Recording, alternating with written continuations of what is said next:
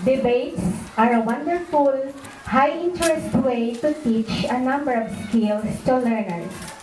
They provide pupils with the ability to research a topic, work as a team, practice public speaking skills, and use critical thinking skills. Despite the challenges that go along with the teaching twins, it is especially rewarding because learners enjoy it as it provides a variety and allow them to become passionately involved with an assigned topic. Good morning, everyone. Welcome to the classroom debate of the grade 6 PED in mathematics. To start with, may I request everyone to please rise for our morning prayer.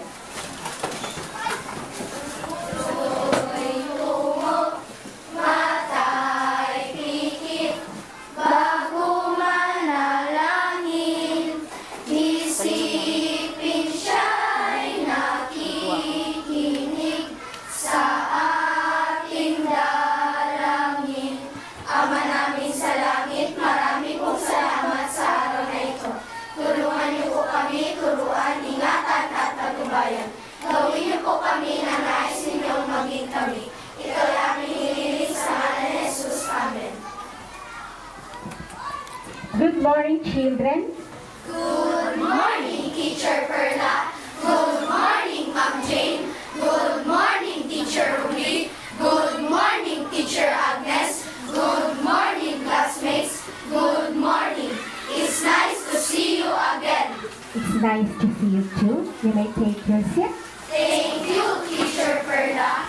Before anything else, I would like to express my gratitude to our special and eminent guests for gracing this special event of the classroom debate of grade 6 PED in mathematics. To our beloved school principal 1, Ma'am Jane B. Cabarlo, grade 6 chair, Ma'am Ruby D. Manlabaw, Master Teacher 1, grade 4 chairman, Ma'am Agnes Y. Basco. To our observers, good morning. This debate is organized to actively engage our learners in class discussion. May I now introduce to you the main topic of today's debate, the mastery or memorization of the times table, or popularly known as the multiplication table. Memorizing the times table is one of the controversial issues in the teaching and learning process nowadays. In fact, some curriculums, specifically the Discovery Math curriculum, had asked the teaching and learning of the basic facts, specifically the times table. According to Discovery Math experts, memorizing the times table is damaging to learners' mind. But a lot of teachers and parents refuted this based from their first-hand experience that is still important to learn and be mastered and memorized by all learners, especially in grade 5 or before they reach age 11. Why should intermediate pupils master or memorize the multiplication table? Is it helpful or harmful? What benefits could you get from memorizing your times table? How advantageous is it? How is it not? This is now the topic of our class debate this morning. Be it resolved that intermediate pupils should memorize and master their times table. Let us carefully reflect on the benefits or disadvantages that mastery and memorization of times table could bring. Let us observe the following rules to our classroom debate, which includes the following. Number 1, each group is to agree on 2 to 3 points of argument. The pro group or the affirmative group will read first or deliver the point of argument. A debate on the validity that the particular point will ensue providing others in the group opportunities to elaborate, and the cons or negative group opportunities to counter. One person speaks at a time. No side discussions. All comments must address the previous student comment directly. You may not simply ignore or comment and shift the argument to an unrelated point. Each person will credit the source of any statistic, quotation, survey, or other research information at the time that source is mentioned during the debate. Use proper language and be polite in referring to your opposing team. Audience should refrain from clapping or making any unnecessary noise during or after the debate proper. With you now is the copy of the classroom debate rubric which we have discussed and agreed yesterday. The criteria includes respect for other team, information, rebuttal, use of facts or statistics, organization and understanding of the topic. You may earn 5, 4, 3, 2, or 1 point for each criterion and a total of as high as 30 points. Is there any clarification? There being none, let's now proceed to the debate proper. May I now turn the floor to the chairperson of our today's debate, who is none other than Zanea Frances C. Basan.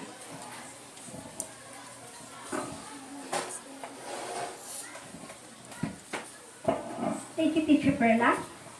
As in many areas of life, there are a lot of opinions about the teaching of times table, or shall we say, memorizing the multiplication tables.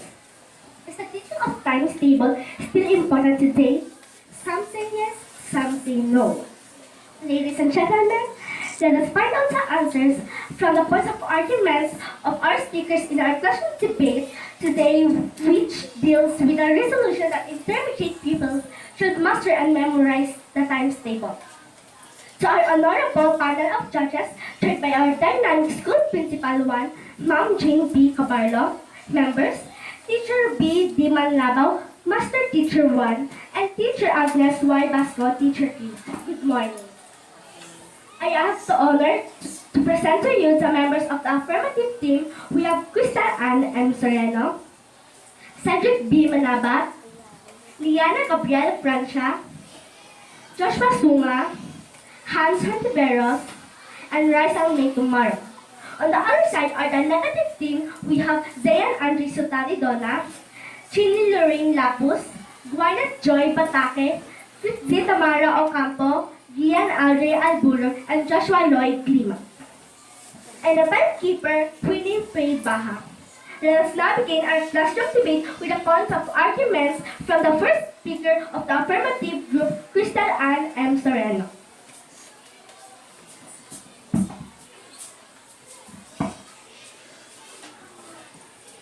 Times table should be mastered by all intermediate pupils. Based on my research, Peter S. Price once said that most mathematics learned in schools and universities requires ability to find times table quickly. The discipline of learning times table is beneficial for students. Learning times table reinforces mathematical processes and relationships which would not arise when you don't know or memorize the times table. And most of the pupils who memorize the times table get high scores in grades in their tests. So once again, times table should be mastered and memorized by all intermediate pupils.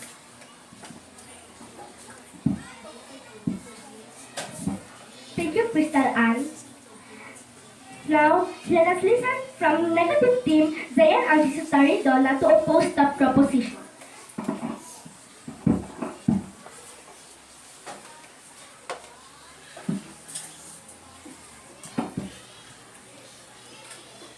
Good morning to all of you. I beg to disagree in your statement. because according to my research, memorization of multiplication tables doesn't necessarily mean we understand what we are doing, and we tend to forget that learning long term. By understanding the numbers, we are able to retain and use it as we move through more complicated math.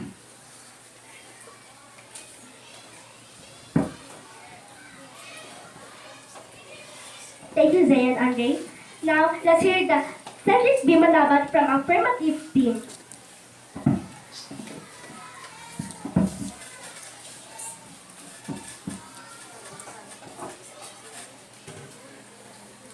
Well, according to my research, all intermediate pupils should be required to memorize and master the times table. There's no time to pull out a calculator or use any techniques like skip counting, repeated addition, and many more. And so, it will be easy for us to know the answer mentally. It also improves our speed and accuracy in times table. And so, you'll have no doubts, worries, and headaches to get the best answer. And so that's why all intermediate people should be required to memorize and master the times table.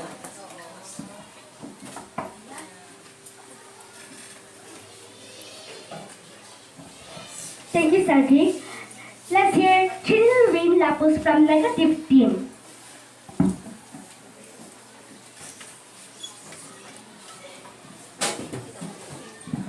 It is clear that knowing your times table is not as important as it once was. Calculators enable anyone to find out. A times table is quickly, not instantly. In the old days, if you didn't know the times table, you couldn't do your job in a factory or shop. A pretty serious drawback. Learning times table is challenging and it requires a quiet bit mental effort. Some students it can take a long time to attempt it. Thank you, Jimmy. Let's hear Liana Gabriel Franchas from affirmative team.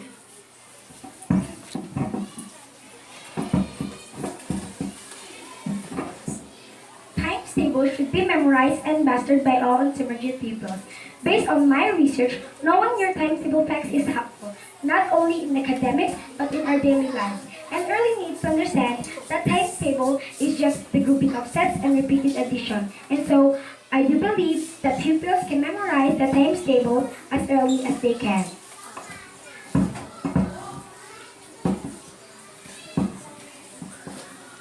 Thank you, Liana. Let's hear Guanat Choi Batake from negative team.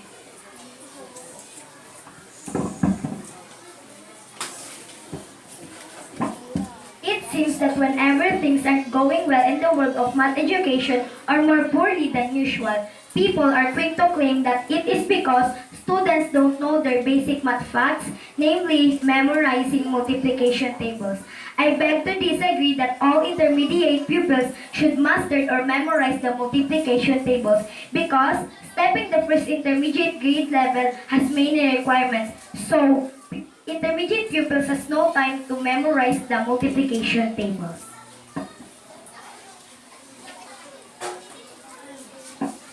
Thank you, Guanat Choi. Let's hear Joshua Sunga from affirmative group.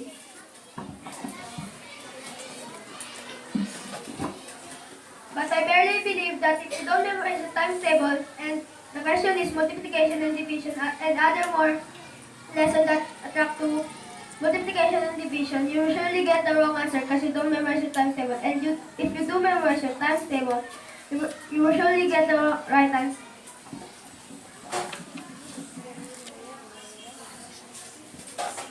Thank you, Joshua Sunga. Now, let's hear Pretty Tamara from negative side.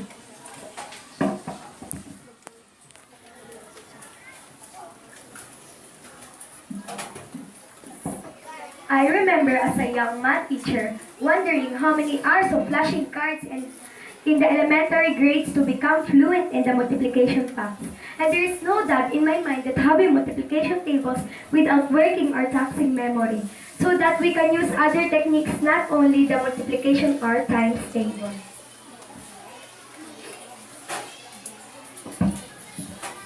Thank you, Pretty Tamara Ocampo. Let's hear Hanson Tiberos from affirmative side.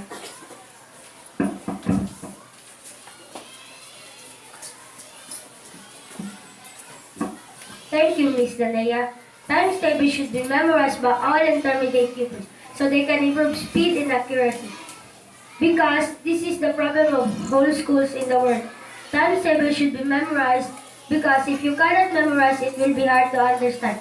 So I hardly recommend times table should be memorized by all intermediate pupils.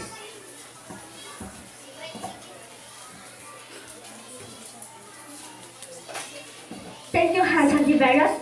Let's welcome Gian Audrey Alburo from negative side.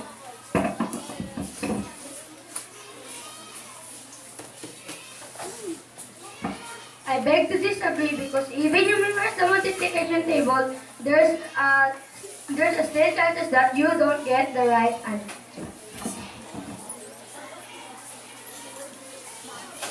Thank you, Gian Audrey. Now let's hear resume tomorrow from affirmative side. Times table should be memorized and mastered by all intermediate pupils. I believe that there's a very simple and important reason why children and everyone else should memorize the basic multiplication tables. Pupils should be quick to recall basic multiplication facts. Knowing the times table can be helpful not only in academics. We frequently use the times table in our daily life.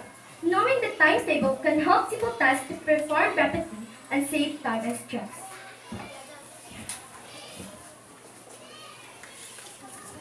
Resume tomorrow. Now let's hear Joshua Lloyd Lima from negative side.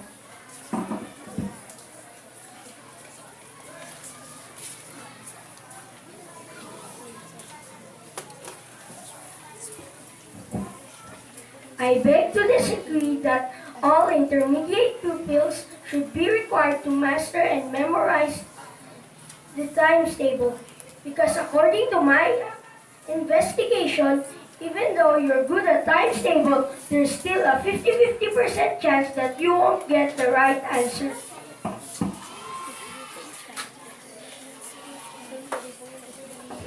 Thank you, Joshua Lloyd. We have heard the points of arguments from both teams.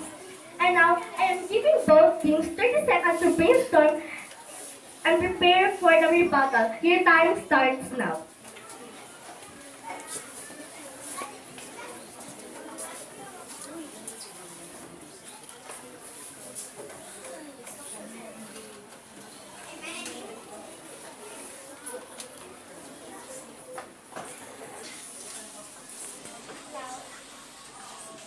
Now, the negative side will be the one to present the summary of their arguments from first represented by Juana Joy Batake, and that will be followed by the affirmative side represented by Crystal Ann Sereno. Let's welcome both of them for the rebuttal.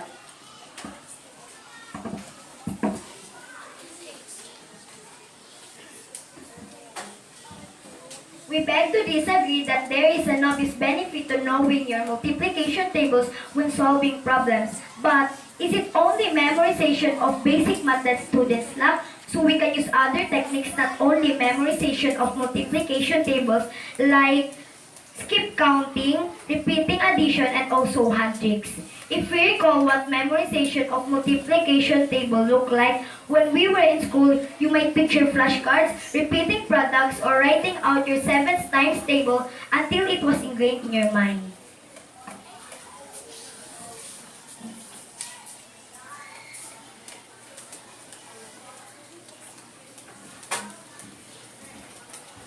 The negative side said that by understanding the numbers, they are able to retain and use it as they move to more complicated math.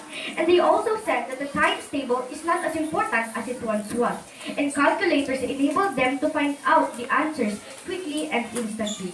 But they forgot that when memorizing the times table improves all your mathematical skills, and most of all, it improves your speed and accuracy. Times tables are not difficult, memorizing them just takes time. So I'm encouraging all of you to memorize the times table.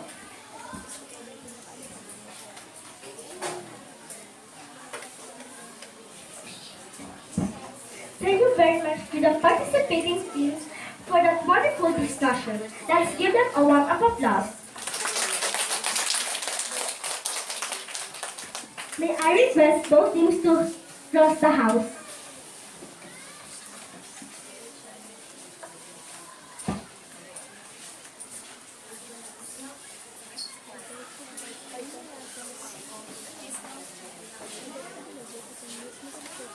I will give the floor to our facilitator teacher, Perla Nequinto.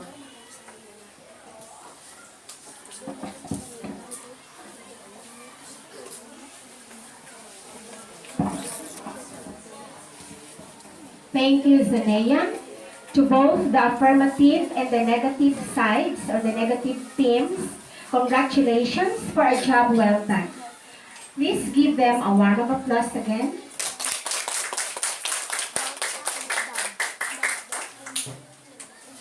So, based from the ideas presented by our teams, the negative and the affirmative side, what do you think is the important things that you have learned from them? What insights could you give today? Anybody? Yes, Bella? I learned that student needs to memorize the times table with speed and accuracy, and the times table is a faster way of adding. And I can say to their performance that they are all good speakers. But when I listened, I heard that the negative side says times table doesn't necessarily mean we understand what are we doing, and we tend to forget learning long term. While according to the affirmative side, the discipline of times table is beneficial to students, and most students who memorize times table has a high grade. But I'm in favor of the affirmative side because they're right. The times table is truly beneficial to students, and they can solve it mentally and solve the problems quickly. And we can use it in our daily lives. That's all I learned and what I can say about their performance. Thank you, Bella, for that very bright idea. So, has anybody learned something today? Yes? Based in my experience, memorizing times table is not difficult when if it is 1 to 5, but 6 to 9 is way difficult. It does require commitment and dedication depending in the curricular used in my school.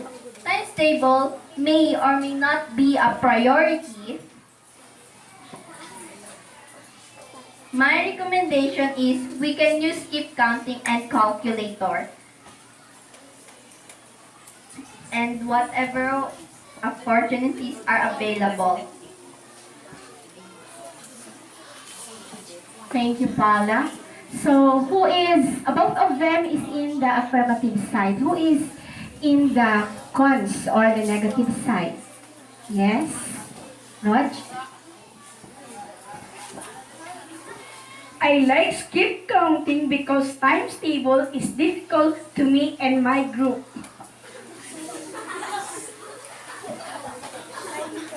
Okay, according to Raj, times table is difficult to him.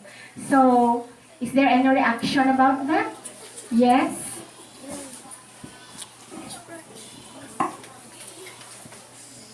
I beg we can use multiplication not only academic, but we use multiplication in our daily lives. I know there is no doubt that intermediate pupils can memorize times table. So times table must be mastered by intermediate pupils so we can help them in their daily lives, such in problem solving.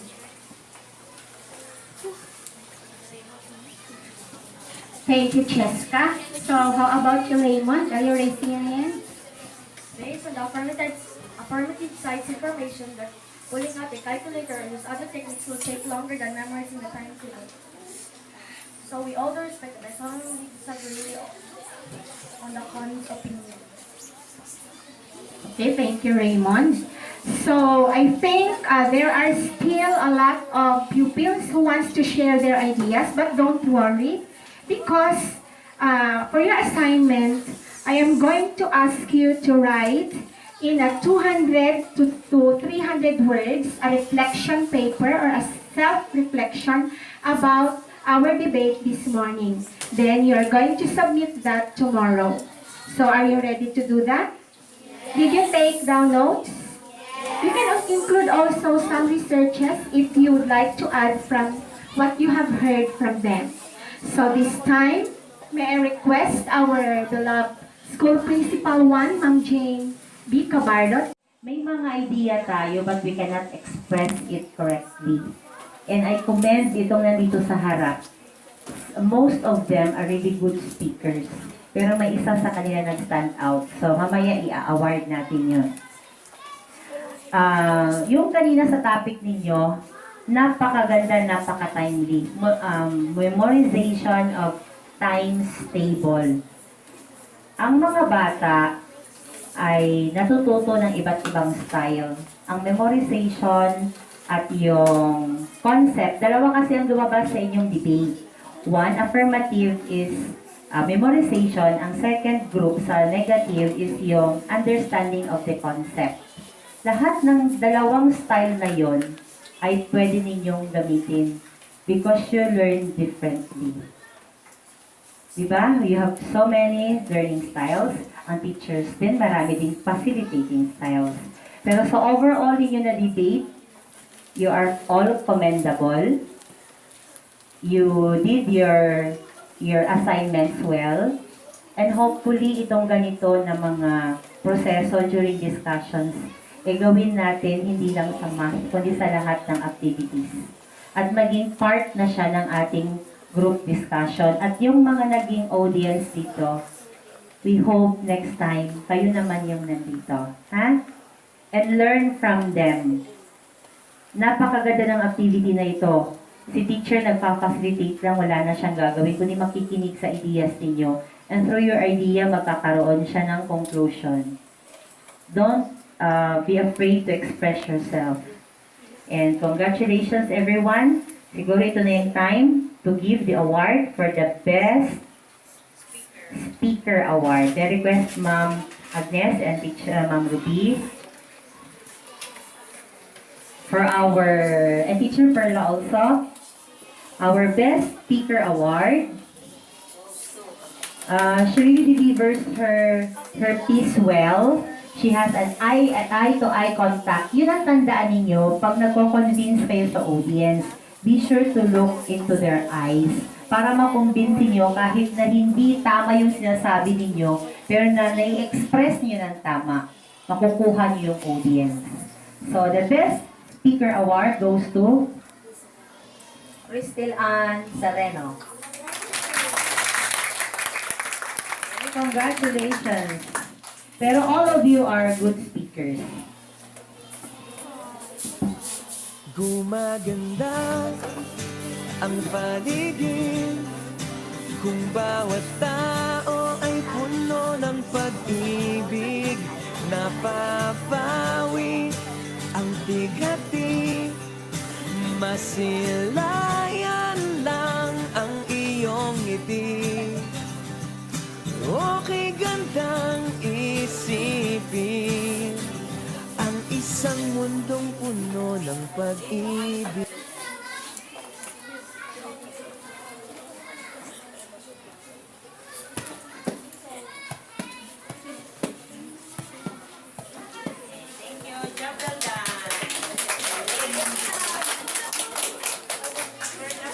Speakers.